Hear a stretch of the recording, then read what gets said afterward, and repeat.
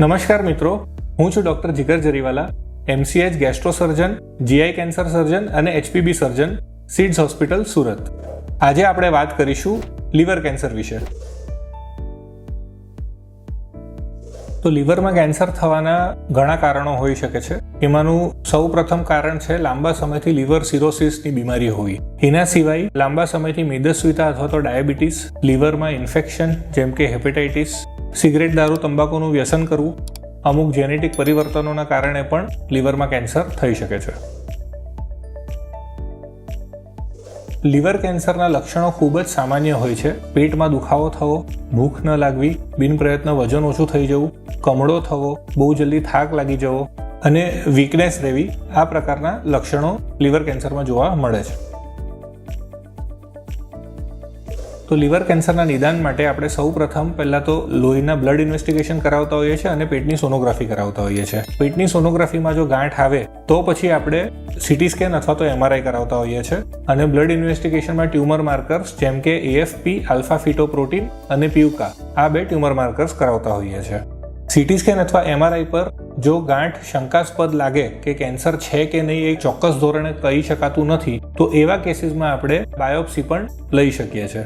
અને કેન્સર શરીરમાં બીજે કશે ફેલાયું છે કે નહીં એ જોવા માટે આપણે અમુકવાર પેટ સ્કેનની પણ મદદ લેવી પડતી હોય છે. લીવર કેન્સરની સારવારમાં સૌથી બેસ્ટ ઓપ્શન છે સર્જરી.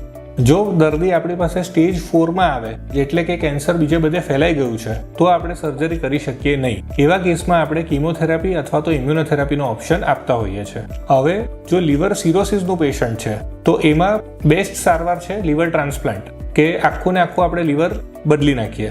હવે લીવર ટ્રાન્સપ્લાન્ટ કોઈ કારણસર શક્ય નથી બનતું, સામાજિક રીતે કે આર્થિક રીતે, તો પછી આપણે લીવર સિરોસિસની અંદર જે કેન્સરની ગાંઠ હોય એમાં સોય નાખીને એ કેન્સરની ગાંઠ આપણે બાળી શકીએ છીએ, જેને રેડિયો ફ્રીક્વન્સી અબ્લેશન અથવા તો માઇક્રોવેવ અબ્લેશન કહેવાય. આમાં ખાસ એ આપણે સમજવું કે આમાં ગાંઠ ચોક્કસ સંપૂર્ણપણે ગાયબ થતી નથી. આ ખાલી ગાંઠને આગળ વધવાથી આપણે અટકાવી શકીએ છીએ, એને ખાલી થોડી આપણે નાની કરી શકીએ છીએ. આના જેવી બીજી સારવાર જેને ટેસ અથવા તો ટેર કહેવાય, જેને ટ્રાન્સ આર્ટિરિયલ કીમો એમ્બોલાઇઝેશન અથવા તો ટ્રાન્સ આર્ટિરિયલ રેડિયો એમ્બોલાઇઝેશન. આમાં આપણે શું કરીએ કે લીવરની અંદર જે ગાંઠ હોય એમને જે બ્લડ વેસલથી સપ્લાય મળતું હોય, એટલે કે જે લોહીની નળીમાંથી એનું પોષણ લેતું હોય, એ લોહીની નળી આપણે દવાના માધ્યમથી બ્લોક કરી દેતા હોઈએ છીએ. એટલે કે ગાંઠને પોષણ મળતું બંધ થઈ જાય અને એ ગાંઠ સંકોચાઈ જાય. પણ ફરીથી આ ગાંઠ સંપૂર્ણપણે ગાયબ થતી હોતી નથી, ખાલી આપણે એને કંટ્રોલ કરી શકીએ છીએ.